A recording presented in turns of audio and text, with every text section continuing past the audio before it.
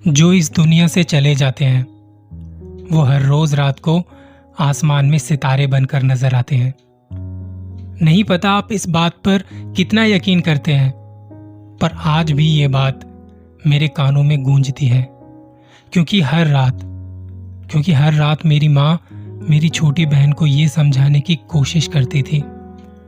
वो क्या है ना, मैं 9 साल की थी और मेरी बहन 5 साल की, जब हमारी हसीन और हलचल भरी जिंदगी से पापा जी काफी दूर चले गए। हम उनके काफी करीब थे, इतना कि उन्हें एक दोस्त की तरह मानते थे।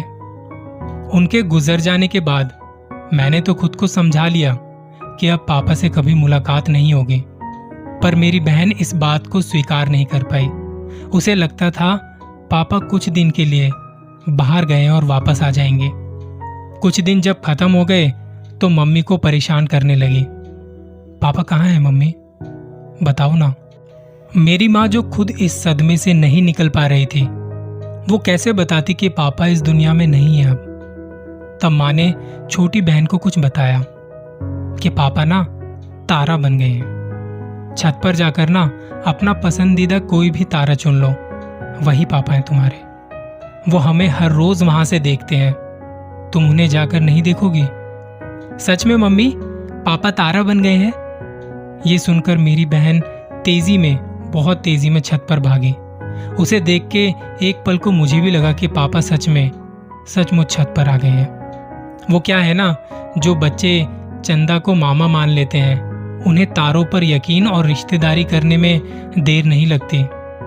उस दिन के बाद मेरी बहन खुद में शांत रहने लगी, और उसकी शांति के बाद खत्म हुई घर की बची कुची हलचल, जो कम से कम परेशान करके घर को जिंदा तो रखती थी। इस फैले हुए सन्नाटे में मैं बौखला उठी। एक दिन मैंने बहन को कहा, मम्मी ने जो तुम्हें कहा है ना, तुमने वो सच मान लिया क्या? बहन ने कहा, हाँ दीदी, मैं हर रोज पापा से छत पर जाके बात करती हूँ। आज तुम भी चलो ना छत पर मेरे साथ।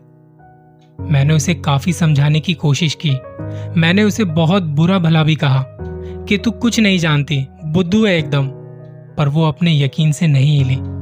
मैंने भी तय किया कि अगले ही दिन उसके साथ छत पर जाऊंगी और वहीं उसका भ्रम तोड़ दूंगी।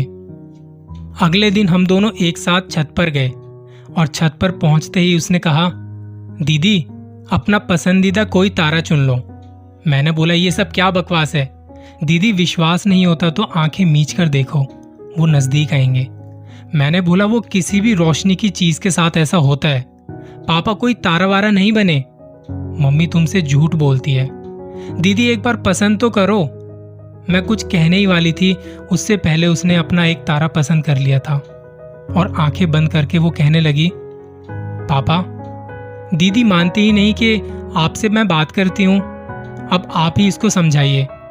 ये कह के वो मेरी तरफ मुड़ी और बोली, दीदी अब तुम ही पूछ लो पापा से, और रोते हुए छत से चली गई। उसकी गीली आंखों में चमकते तारे की परछाई के भीतर छिपी मासूमियत को देखकर मैं सुन्न रह गई। जमीन और आसमान में कितना फर्क होता है, शायद हकीकत और ख्वाब जितना।